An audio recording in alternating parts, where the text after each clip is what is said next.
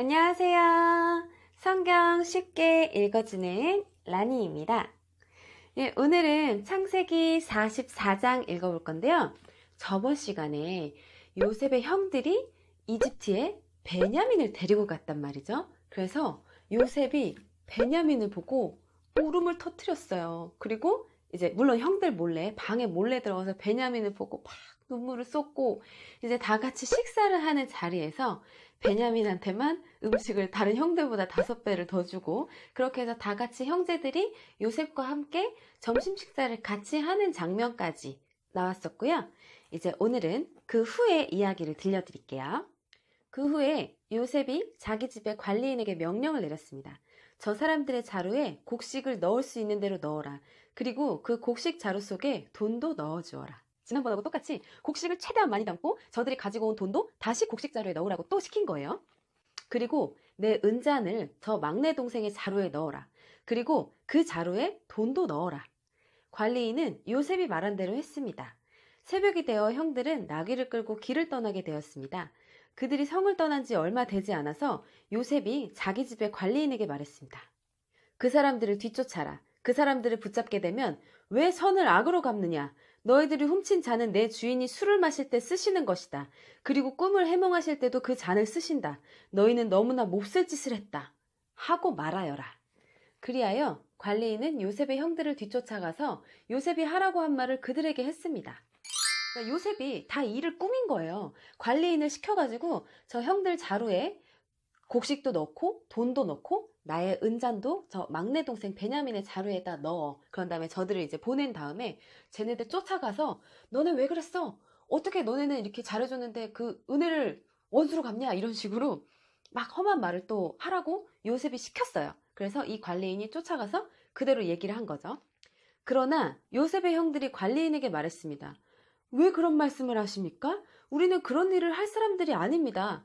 우리는 우리 자루 속에 있던 돈도 당신에게 다시 돌려주었습니다. 우리는 그 돈을 가나안 땅에서 다시 가지고 왔습니다.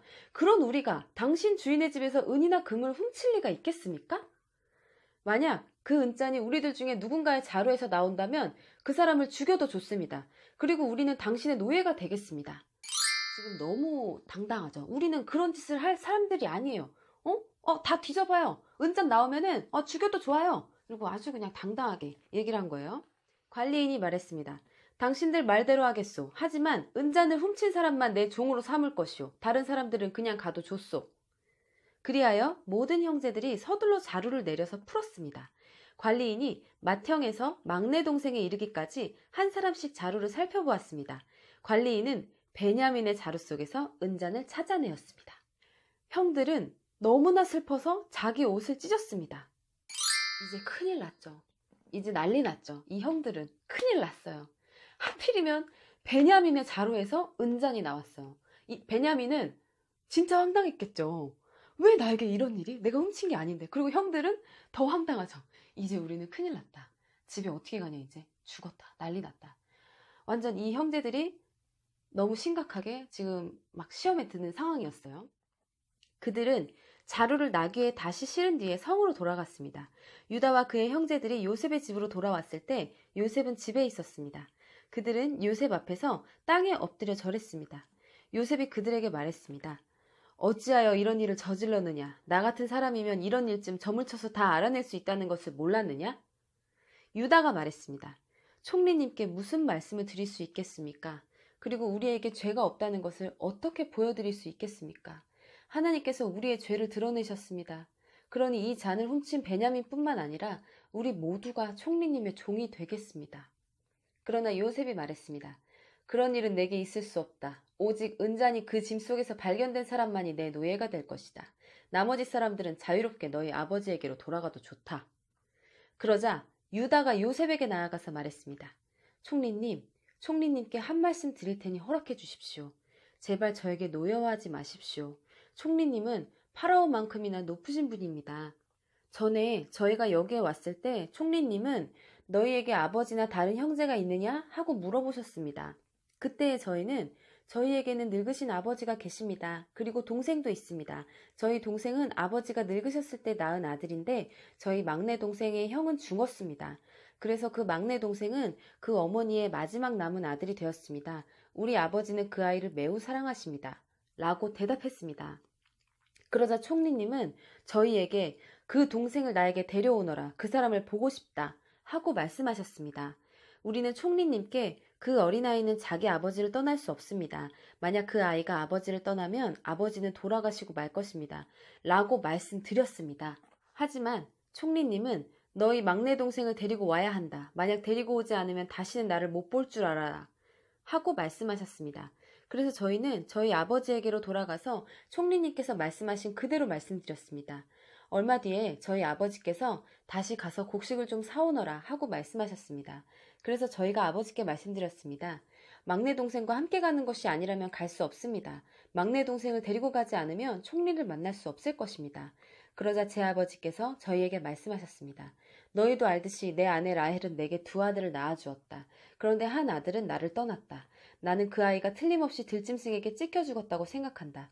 그 아이가 나를 떠난 뒤로 나는 그 아이를 한 번도 보지 못했다.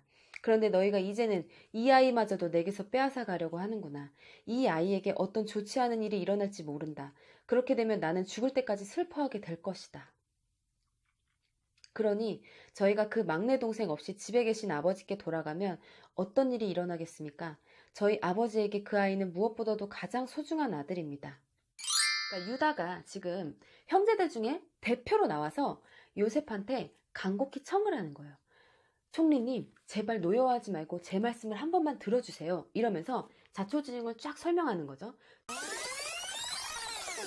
저번에 우리가 왔을 때 총리님께서 다른 형제가 있는지 아버지가 잘 계신지 물어보셔서 저희는 있는 사실을 그대로 말씀드렸고 그 막내 아들이 우리 아버지에게 어떤 존재인지까지도 상세하게 말씀을 드렸습니다. 그럼에도 불구하고 총리님이 그 막내 동생을 반드시 다음에 꼭 데리고 오라고 하셔서 저희가 아버지께 정말 힘들게 설득을 해서 막내 동생을 이렇게 여기 이 자리까지 힘들게 데리고 왔는데 만약에 이 아이를 우리가 집으로 못 데리고 가면 우리 아버지는 가만히 있지 않을 거다. 너무 슬퍼서 괴로워서 견딜 수가 없을 것이다. 이러면서 이제 자신들의 상황을 이제 그냥 솔직하게 다 이야기를 하는 거예요.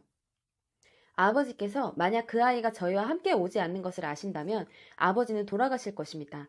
그렇게 되면 저희는 아버지를 돌아가시게 한 죄인이 되고 맙니다. 저는 아버지께 그 아이를 무사히 돌려보내드리겠다고 약속했습니다. 저는 아버지에게 만약 제가 그 아이를 아버지에게 돌려보내지 못하면 두고두고 죗값을 받겠습니다. 하고 말했습니다. 그러니 제발 저를 남겨두어 종으로 삼으시고 그 아이는 형들과 함께 집으로 돌아가게 해주십시오.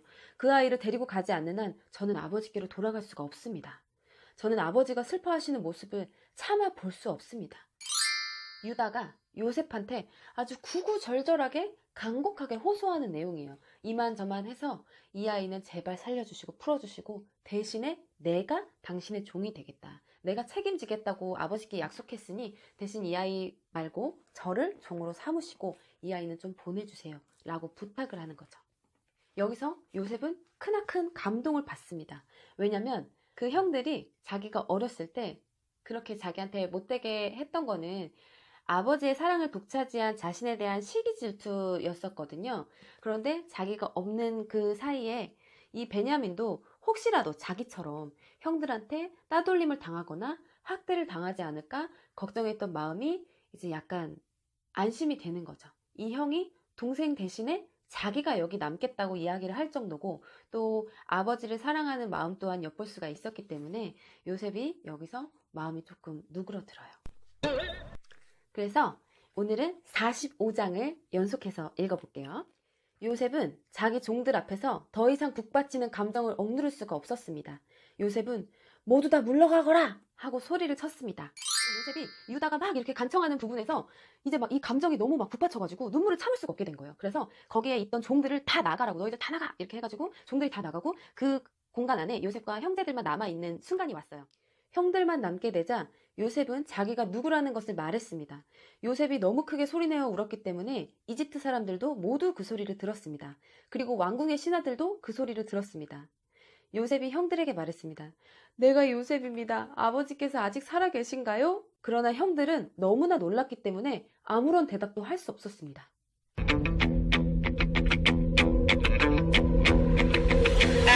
요셉이 형들에게 말했습니다. 이리 가까이 오세요. 그러자 형들이 요셉에게 가까이 갔습니다. 요셉이 형들에게 말했습니다. 내가 여러분의 동생 요셉입니다. 형님들이 이집트에 노예로 팔았던 바로 그 요셉이란 말이에요. 하지만 이제는 염려하지 마세요. 저를 이곳에 판 일로 마음 아파하지 마세요. 하나님께서 저를 형님들보다 먼저 이곳으로 보내셔서 사람들의 생명을 구하게 하신 것이니까요. 벌써 2년 동안 땅에서는 식물이 자라지 않고 있어요. 더구나 앞으로도 5년 동안은 심지도 못하고 거두지도 못할 것입니다. 그래서 하나님께서는 형님들과 형님들의 자손이 살아남도록 하려고 저를 먼저 이곳에 보내신 것이에요. 그러니 저를 이곳에 보내신 분은 형님들이 아니라 하나님이십니다. 하나님께서 저를 이집트의 왕의 가장 높은 신하로 만드셨습니다. 왕궁의 모든 일을 제가 맡고 있답니다. 저는 모든 이집트 땅의 주인입니다. 요셉이 지금 형제들에게 커밍아웃을 했죠. 그렇게 무섭게 굴던 총리의 모습에서 다시 형님들의 동생인 요셉의 모습으로 돌아가서 막 울면서 형제들을 끌어안으면서 형님 저예요. 저 요셉이에요. 이런데 이제 이 형들이 너무 놀래가지고 다들 이제 얼음이 돼버렸어요. 말을 잇지 못하고 그냥 눈만 동그랗게 뜨고 이렇게 벙쪄 있었던 거죠. 형님들 걱정하지 마세요. 왜냐면 이 형들은 얼마나 그렇잖아요. 자신들이 이 동생에게 아주 끔찍한 일을 저질렀는데 갑자기 그 동생이 살아서 내 눈앞에 나와 있을 때 그 죄책감과 그 두려움이 얼마나 컸겠어요. 근데 요셉이 형님들 두려워하지 마십시오. 나한테 그렇게 했던 거를 너무 마음 아파하지 마세요. 형님들이 나를 이렇게 만든 게 아니라 하나님께서 저를 이쪽으로 미리 보내신 것입니다. 우리 가족들을 살리시려고 제가 먼저 여기 왔던 거예요. 그러니 이제 마음 쓰지 마세요 하면서 요셉이 오히려 형제들을 달래고 있는 모습이죠. 그러니 서둘러 이곳을 떠나서 아버지에게로 가세요.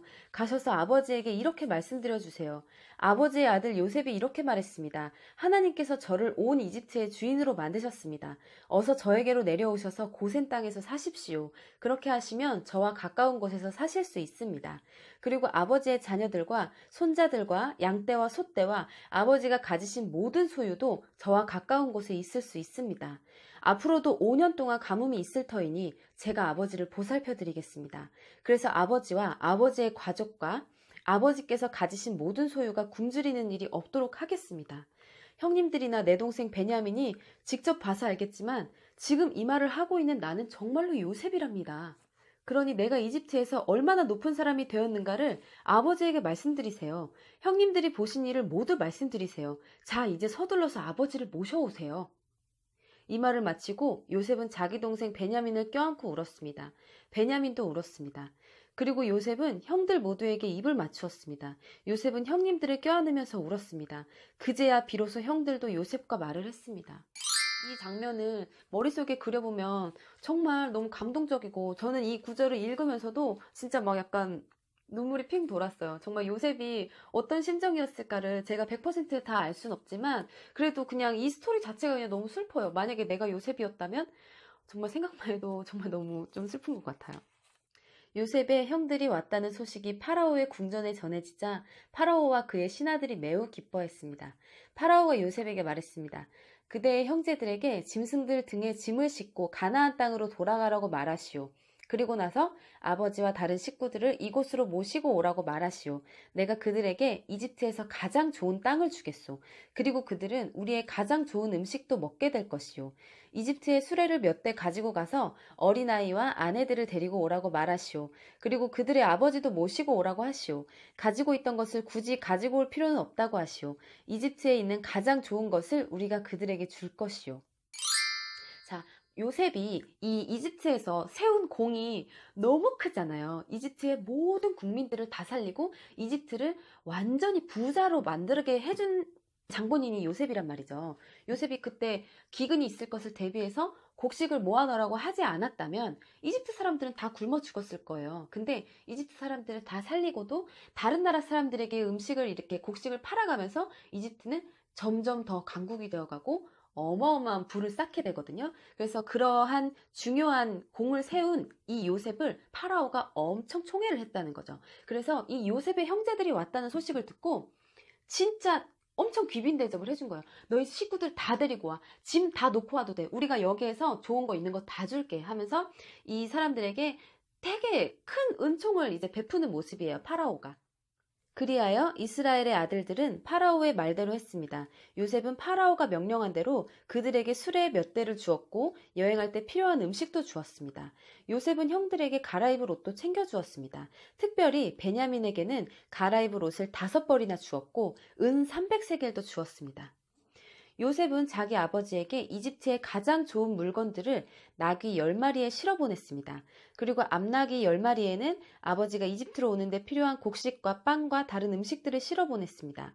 그리고 나서 요셉은 자기 형제들에게 길을 떠나라고 했습니다. 요셉의 형제들이 길을 떠날 때에 요셉은 그들에게 집으로 돌아가는 길에 서로 다투지 마세요 하고 말했습니다. 정말 대인배네요. 요셉은 진짜 대인배예요. 그리고 마음씨가 정말 너무 예뻐요. 가는 길에 이 형제들이 그동안 있었던 일들에 대해서 막 많은 이런저런 이야기를 할 거 아니에요. 그러면서 그때 네가 그랬잖아. 뭐 내 말 들었어야지 이러면서 자기들끼리 막 이렇게 분쟁이 있을까봐 요셉이 나는 괜찮으니까 갈 때 싸우지도 마시라고 미리 이렇게 또 배려하는 말까지 해주는 거죠. 그리하여 요셉의 형제들은 이집트를 떠나 가나안 땅에 있는 아버지 야곱에게로 돌아갔습니다. 그들이 야곱에게 말했습니다. 요셉이 아직 살아있습니다. 요셉은 이집트의 총리가 되었습니다. 그들의 아버지는 너무나 놀라 그들의 말을 믿으려 하지 않았습니다. 당연히 못 믿겠죠. 솔직히 어떻게 믿겠어요. 요셉의 형제들은 요셉이 했던 말을 빠짐없이 야곱에게 들려주었습니다. 야곱은 요셉이 자기를 이집트로 모셔가기 위해 보낸 수레들을 보고서야 제정신이 들었습니다. 이스라엘이라고도 부르는 야곱이 말했습니다. 내 아들 요셉이 아직 살아있다니. 죽기 전에 가서 그 아이를 만나봐야겠다. 정말 너무나 감격적인 이 형제들과의 재회의 순간이 이렇게 마무리가 됐네요. 어떻게 보면 굉장한 해피엔딩으로 끝났죠. 요셉이 비록 이집트 땅에서 많은 고생을 하긴 했지만 너무나 잘 됐잖아요. 그래서 온 식구들을 다 이렇게 이집트 땅으로 불러서 이제 정말 호의호식하면서 살 수 있게 요셉이 기반을 이렇게 마련을 해놓은 거죠. 42장부터 45장까지의 내용을 보면 요셉의 지혜가 정말 얼마나 대단한지를 느낄 수가 있어요.